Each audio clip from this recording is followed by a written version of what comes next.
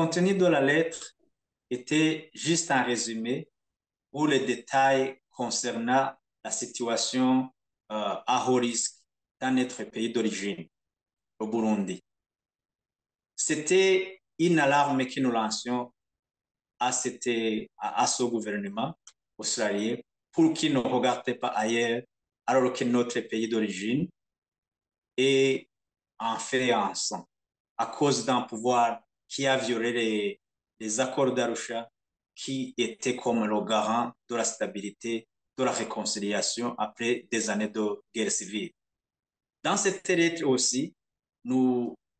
nous voulions demander au gouvernement australien de ne pas se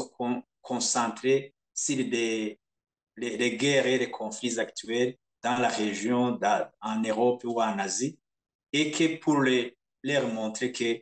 nous aussi, nous voulons que la situation burundaise soit sur leur agenda. Dans les réponses, c'est un grand plaisir de parler aussi de les réponses parce qu'ils ont mentionné qu'ils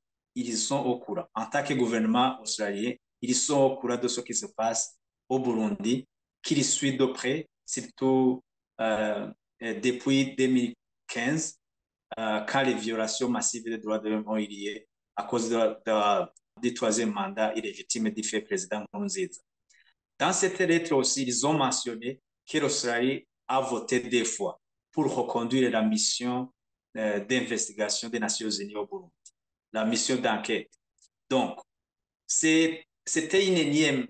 euh, correspondance adressée au gouvernement australien chaque fois qu'il y a des violations ou qu'il y a un risque d'escalade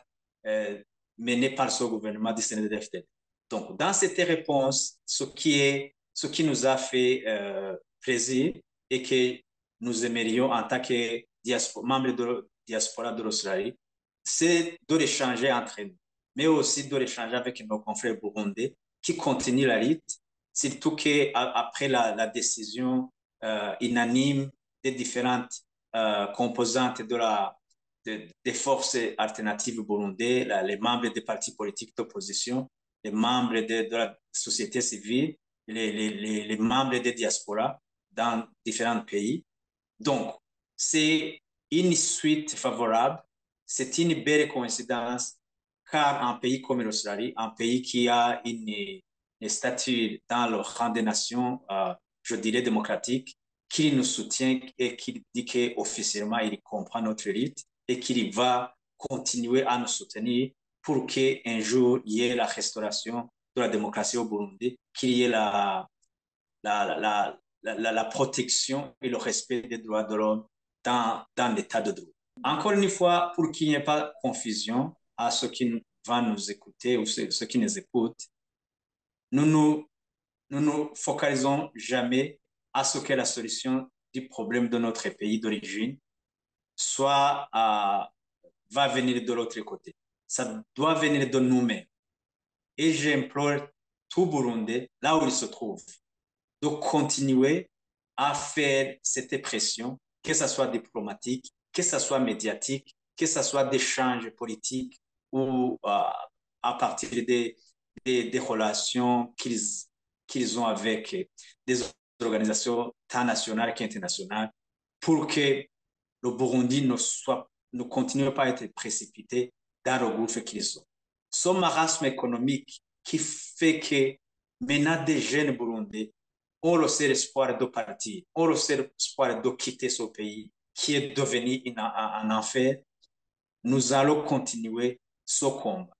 Et cette lettre, cette correspondance officielle du gouvernement australien nous donne encore de l'énergie à continuer et nous donne une motivation de plus pour que nous continuions notre combat et nous avons l'espoir qu'avec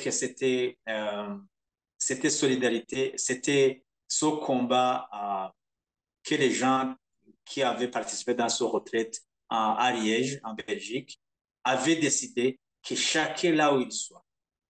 qu'on va tout faire pour que nos efforts collectifs